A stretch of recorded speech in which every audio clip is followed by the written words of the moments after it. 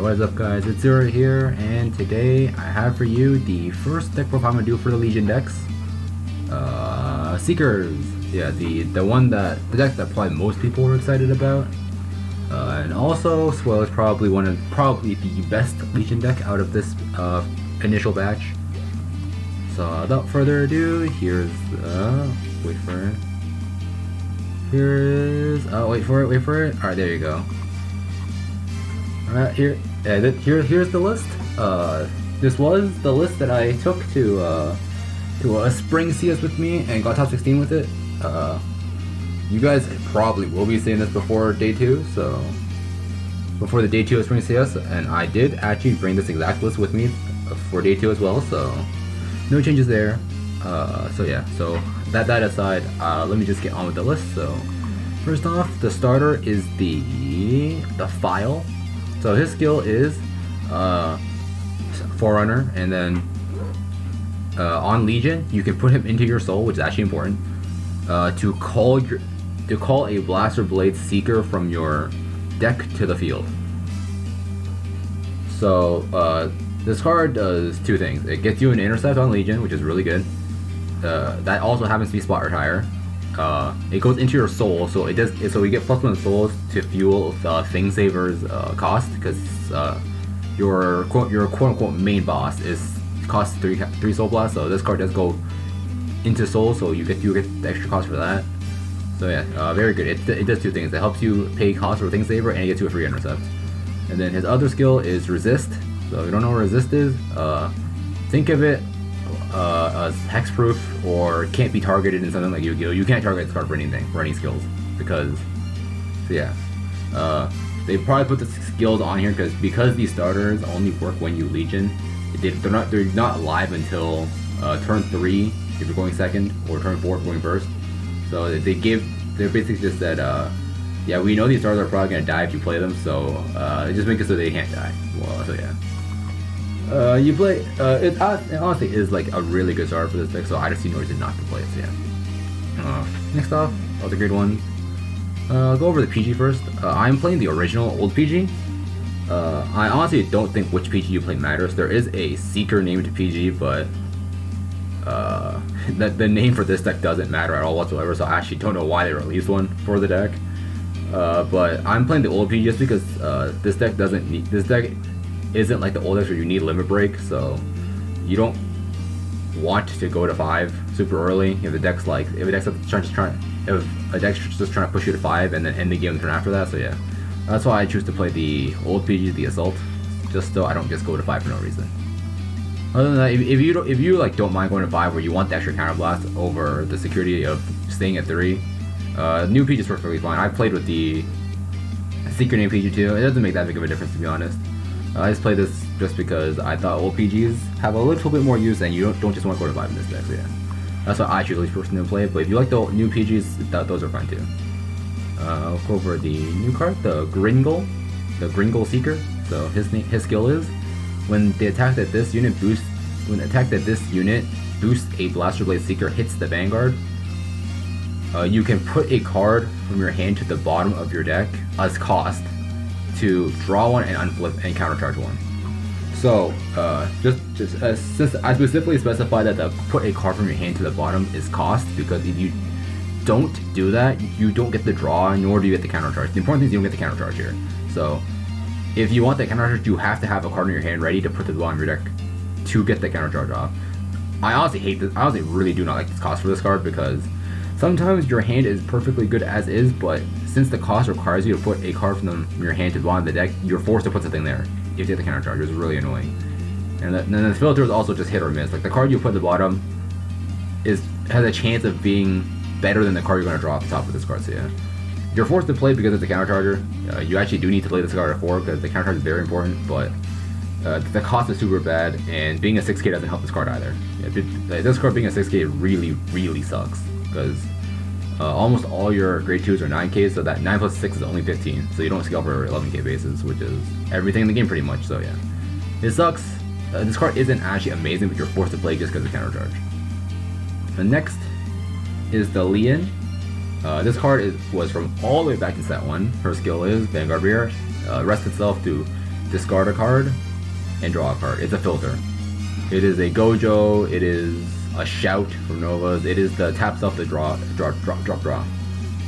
So the reason this card is a mandatory 4-of as well, because this card helps you set your drop zone up for Legion. That's all this deck wants to do. All this deck wants to do is a Legion with Wingull, get free cards, Legion with Thing Saver to end the game, Legion to recycle triggers.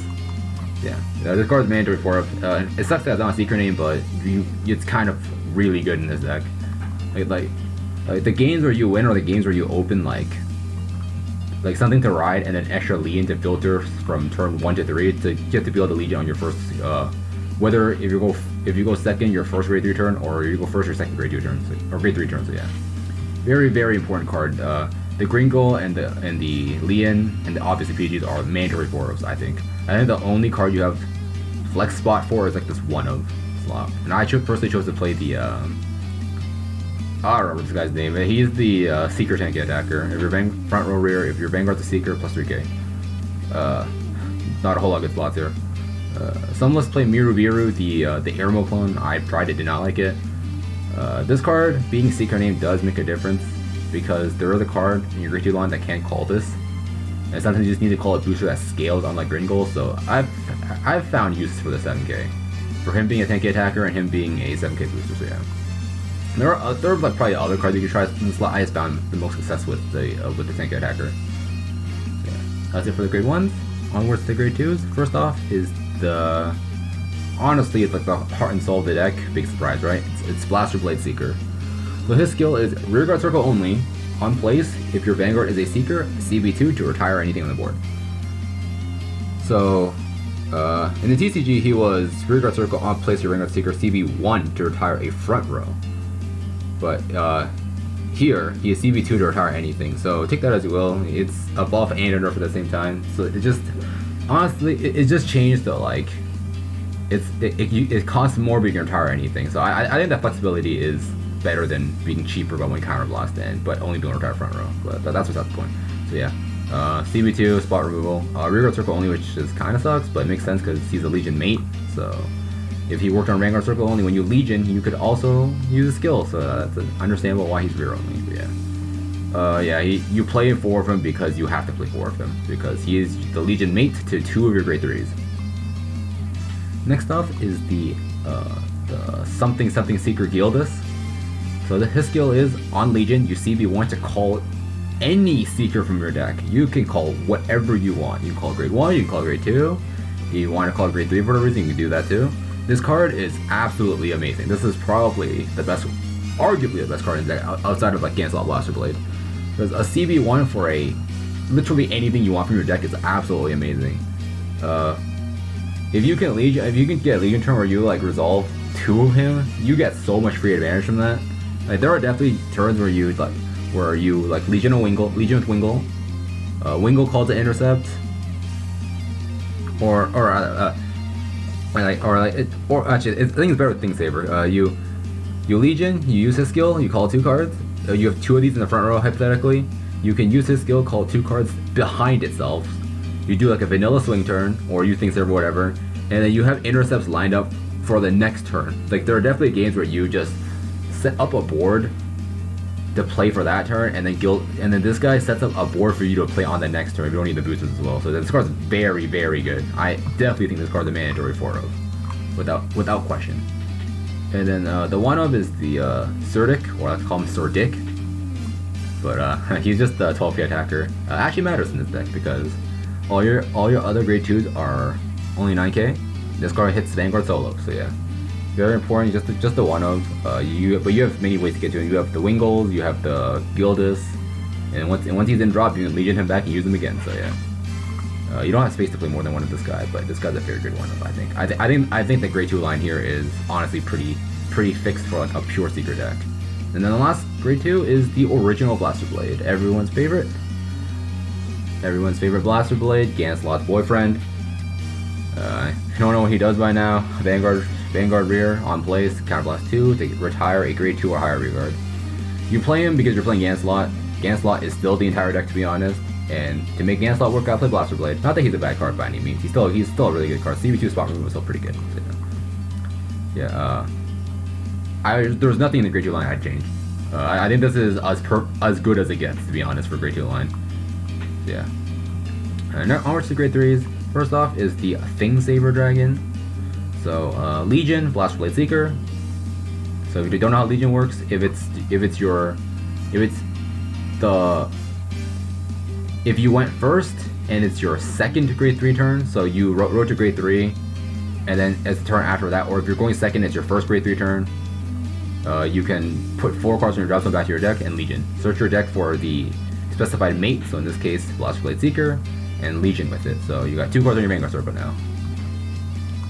So his skill is Vanguard. Vanguard circle.